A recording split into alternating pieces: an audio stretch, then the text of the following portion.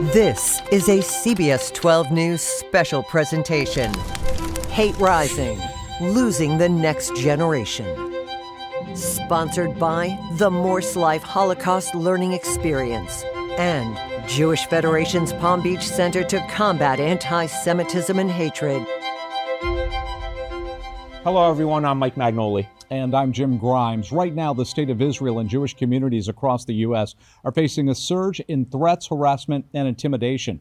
We're witnessing a rise in violence and hate speech, and it's surfacing in places where it's least expected. So, Jim, this special report is for young people to understand what's happening and why. Not so much a history lesson as it is about current events in our world. Israel and Iran are on the brink of war. Israel is fighting for its very existence, the right to live. But there is growing anti-Israeli sentiment on American college campuses, and innocent men and women are being attacked and killed on American soil. Jim, you know that America and Israel are allies. We're close friends. That's why we have the flag of the United States and Israel in the monitor right now. Yeah, over the next half hour, you're going to hear many voices. Long after our broadcast ends, we hope that this moves you to recognize hate when you see it and have the courage to stand up against it. We begin with a look at what's at stake. It's been a year marked by violence and hate. In April, authorities in Harrisburg, Pennsylvania arrest a man accused of firebombing the home of Governor Josh Shapiro. The governor and his family were fast asleep inside but managed to escape with their lives. It has to stop. We have to be better than this. Investigators later learned the motive for targeting Shapiro. The suspect was strongly opposed to Israel and what he viewed as injustices against Palestinians. I've been shaking. I've been so mad for the last 2 hours. Just 1 month later in Philadelphia, Dave Portnoy, entrepreneur, social media personality, and founder of Barstool Sports, sounds off. A video showing several patrons holding a vulgar, anti-Semitic sign inside Portnoy's Philadelphia bar quickly goes viral. It reignites a wave of anti-Semitic posts on social media. Less than 2 weeks later, the spotlight urgently shifts to the nation's capital. We believe the shooting was committed by a single suspect who is now in custody. The gunman tells investigators he carried out the attack for Gaza. He's accused of fatally shooting a young Jewish couple outside a Jewish museum. The victims worked at the Israeli embassy. The brazen act of violence renews widespread fears over rising anti-Semitism. There is a male with a blowtorch setting people on fire. Still reeling from the murders in Washington, another disturbing incident unfolds, this time in Boulder, Colorado. A man hurls Molotov cocktails into a peaceful gathering of pro-Israeli demonstrators on June 1st. Several people are injured, including an 88-year-old Holocaust survivor. Witnesses say the attacker shouted "Free Palestine" during the assault. We have a huge problem with anti-Semitism running wild in this country right now.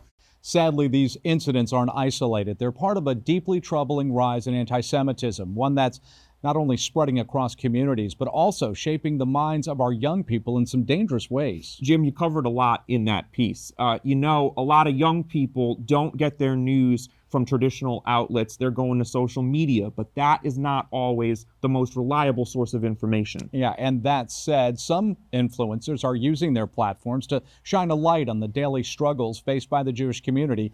One of them is Montana Tucker, a dancer, singer, and passionate activist. In fact, you may have seen her in the headlines over the dress she wore at the Grammy Awards. I got invited to go to the Grammys, and as an artist, that's the biggest deal. To be invited to walk the carpet and to, attend the Grammys is a huge deal. And the previous award shows, we tried to get people to wear this yellow pin, and no one would wear it. We had this idea to just put this, huge yellow ribbon on the dress and to make the whole dress solely about the ribbon. And so everything else is nude color, so that the ribbon was really the focus of it. And the message was bring them home. That's it. And when I got there, I took my jacket off, did the carpet, and everyone was, kind of freaking out about it. They said that my dress was too political and that they didn't do politics at the Grammys. So that was a pretty crazy moment for me. And I walked back out there, and 2 minutes later, Harvey Mason Jr., who's actually the head of the entire Recording Academy, saw my dress and he said, "Thank you so much for wearing that. Can we take a photo? I love your dress." So that was a big moment. And then usually I post behind the scenes photos or videos of me getting ready. And that day, because it was such a big thing, I didn't post anything. And I finally sat down in my seat. And when I opened my phone, my phone just kind of was blowing up. The photos are posted everywhere already. You yourself have, however, lost followers, even some endorsements as well, because of your stance. Does that bother you? In the first few weeks, I lost hundreds of thousands of followers. And at first, it was shocking because obviously, my whole life and how I was making my money was brand deals on TikTok and on social media, and it was based off of my following. And then I just couldn't believe that that many people had that much hate inside of them, that they felt they had to unfollow me and then send me death messages and death threats. And so I wasn't really like upset. I was just more shocked because I know for a fact that the messaging in all my content is calling for unity and peace for everyone, and all groups of people. And so that was really just, more shocking and upsetting to me. Unfortunately, being anti Semitic, being hateful towards anyone is popular right now. It just is. And especially with our younger generation, that is popular. And we live in this day and age, especially with our younger generation. I built my platforms not from my activism, not from speaking about Israel or speaking about, combating anti-Semitism. I built my platforms from dance, from singing, from acting, and from collaborating with people of all walks of life. If you look at my page, you'll see I've done videos with people of all ages, all races, all ethnicities, all sexual orientations. It's always been important for me to unite people. And when we come back, we'll talk with another social media influencer. More candid questions and answers. This is Hate Rising, Losing the Next Generation. Welcome back. We'd now like to introduce you to another social media personality who is using her platform in support of Israel. So, Jim, her name is Tanya Zuckerbrot, and she used to be primarily a health and wellness guru. But after the attack on Israel on October 7th, 2023, she decided she didn't want to use those social media accounts to talk about nutrition anymore. She wanted to talk about the Jewish homeland. Can we talk about the music festival specifically? That was an attack on young people. Killed, maimed, kidnapped.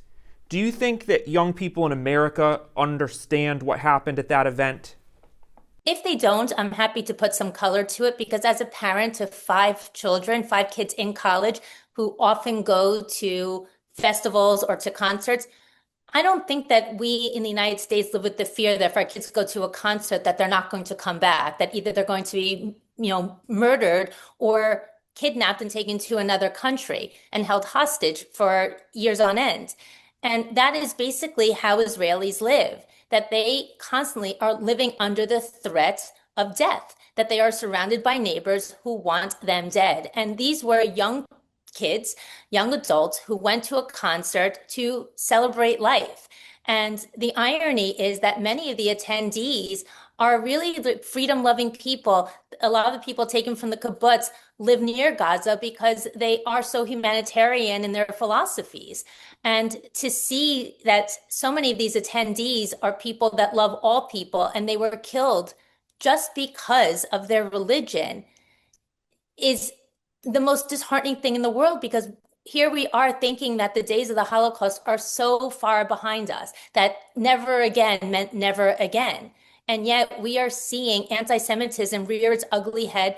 And I think it's because the truth is it never went away. It just morphed. I'd like to talk about some of the domestic things that happened too in the past year that speak to this. Those young Jewish diplomats that were killed in Washington, D.C., outside of the museum, the flamethrower attack in Boulder, Colorado. These are not things that are happening in foreign countries. These are happening in the United States of America, in our backyard. Correct. And you just gave perfect examples of how this anti-Zionist movement is nothing more than a Jew-hating movement. How is it that you can hold responsible people who are at a civil protest demanding the return of hostages and somehow suggest that they don't have the right to live, and you're throwing, fire bombs at them?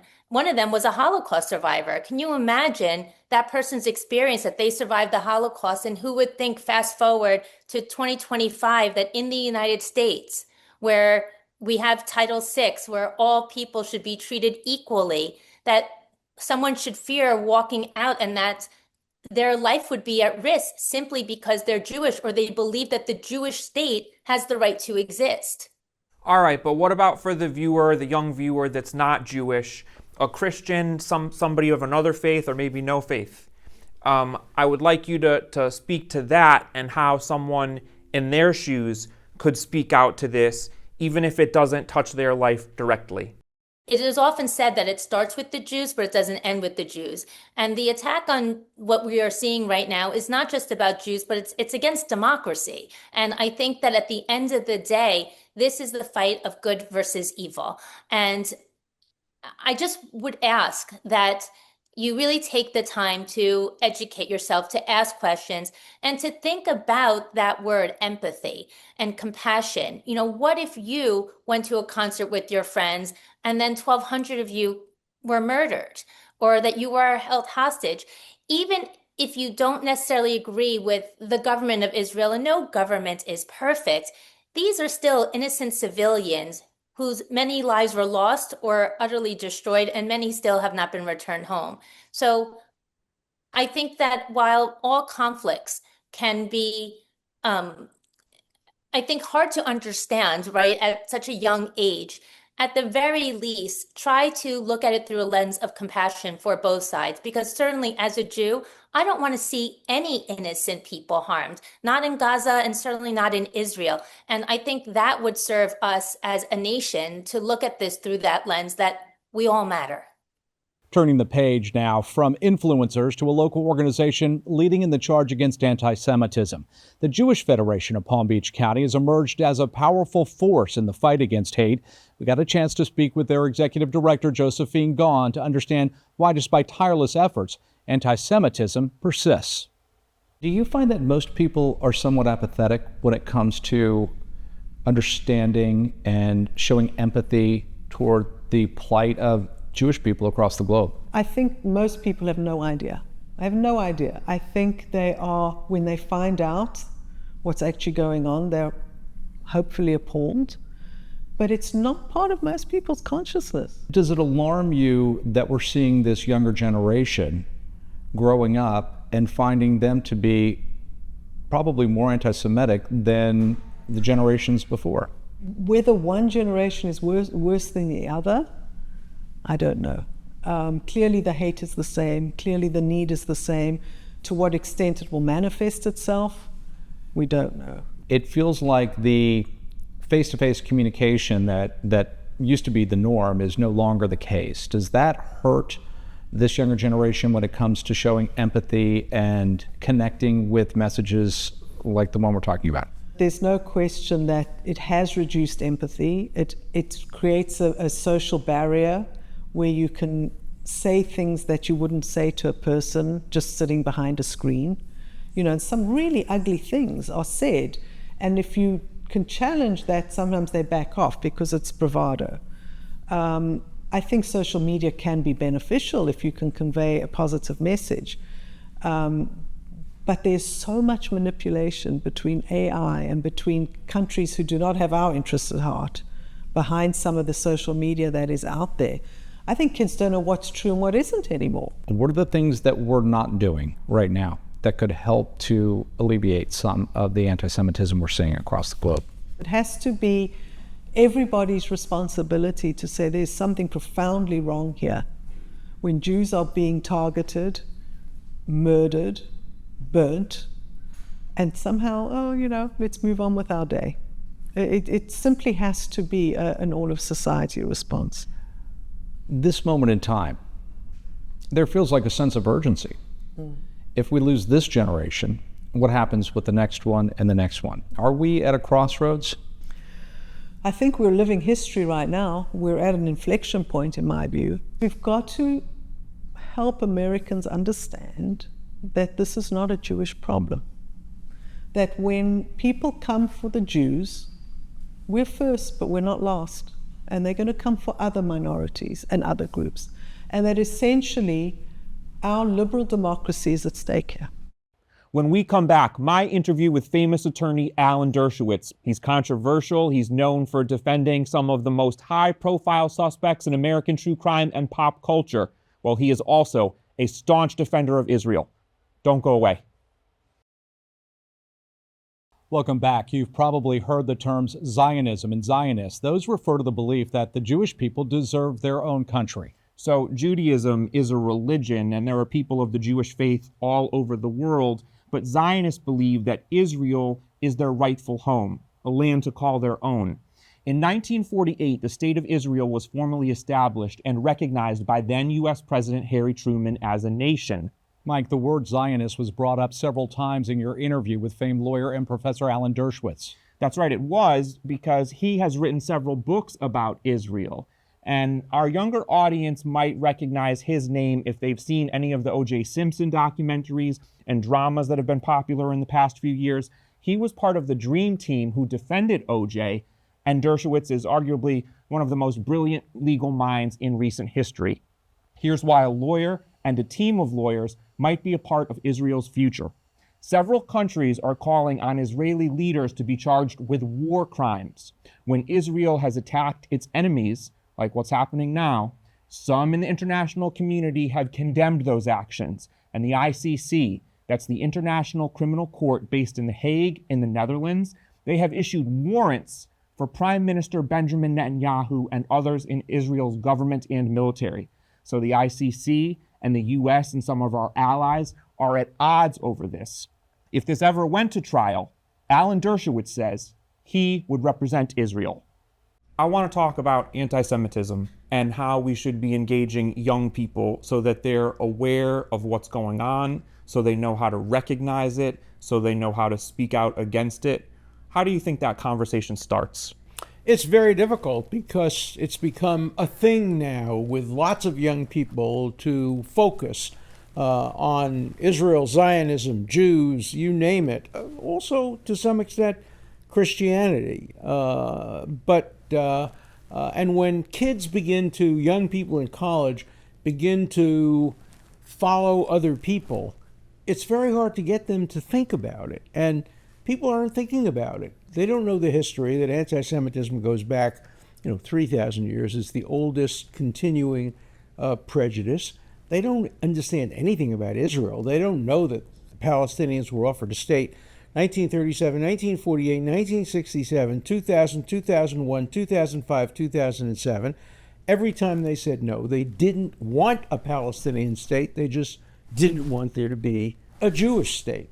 They just don't know the history, and it's irrational. And I have friends whose children are marching with Hamas. They are so appalled. But this is the thing among college students today. Look at what happened the other day at Columbia when they booed the president and started screaming and yelling. And it's not about Palestinian rights. It's about being anti-Jewish, anti-Israel, anti-Zionist. It's all anti, it's not pro. Professor, they might see this segment and see you, and they might say, who is this guy? Never heard of him, never seen him. So how do you explain your role as you see it in speaking out against this and your involvement in being a staunch defender of Israel? Well, I've been a defender of Israel since I was born. In 1948, when Israel was established, I was 10 years old. So I grew up assuming that following the Holocaust, surely there was a right to have one Jewish state. There are dozens and dozens of Muslim states and Christian states and non-secular states. Why not one Jewish state? It never occurred to me that we'd have to have this kind of battle, but I've always defended the underdog. What of this? You're surrounded by enemies. You are surrounded by countries and people that do not want you to exist. Yeah, and you have to fight back. And, Jews are not going to roll over again the way they had to between 1940 and 1945. They're going to fight back. And when they say never again, they mean it. And they developed nuclear weapons not to use them, but to make sure that their enemies didn't develop nuclear weapons. And now they're facing the threat that Iran might develop nuclear weapons. And the former head of Iran, the liberal head of Iran, said, if we develop nuclear weapons and bomb Tel Aviv, that's the end of Israel, because Israel's a one-bomb state. Drop one bomb, it's the end of Israel. He then said, but Israel would retaliate, drop bombs on Tehran and can kill 10 million Muslims, And then he said the trade-off would be worth it because it would mean the end of Israel and Islam would survive. You can't allow a country with a leader like that to have access to nuclear weapons. So Israel has to engage in preventive war. Among the organizations making a real difference in our community is Morse Life. Recognizing the power of education, they've created specially produced lesson plans to help teachers to bring the history of the Holocaust into the classroom.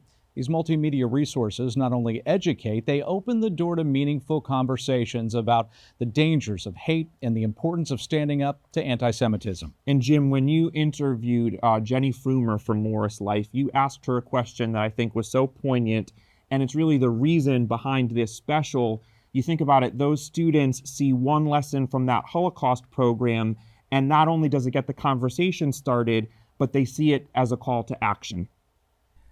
Have we lost this generation?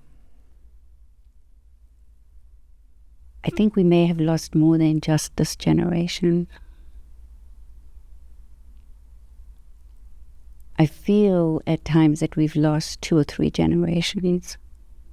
Does this lesson in some way allow a teacher to open it up to the current events that we see unfolding? Of course they do, because these lessons focus on building better people and talking about how bias and prejudice can oftentimes lead to hate and violence. And so, yes, they're able to talk with students about current events. I think that it actually gives them something as a foundation from which to talk about current events. When there are murders on the street of our cities, and when people are victimized. So I think that it does open up a pathway to provide the foundation from which they can talk more confidently about what's happening in the world today. Is that the most important lesson, is to speak up? Speaking up is absolutely critical, but as survivors tell students, even if you are a lone voice, you must speak up, but you must do it in a safe way. So speaking up doesn't mean putting oneself in danger. Speaking up means doing it strategically, thinking about it. Who do you go to talk for help? But it starts with not just indifference about what's happening around you. So they're learning that indifference is complicity, that speaking up is really important, but it doesn't mean you have to speak up right then, right there in that moment. Now, to dovetail off of her point for our young audience, she's saying you can go to the principal's office at the end of the school day if you're seeing or hearing hate speech in the cafeteria, and you have to contact law enforcement if you've heard something about a threat. Jim, speaking up doesn't always mean you're making a big show, but if you say nothing and you do nothing, you are allowing hate to slide. Good reminder that it's up to all of us to make a difference. We'd like to thank you for watching this edition of Hate Rising. This has been a CBS 12 News special presentation. Hate Rising, Losing the Next Generation. Sponsored by the Morse Life Holocaust Learning Experience and Jewish Federation's Palm Beach Center to Combat Anti-Semitism and Hatred.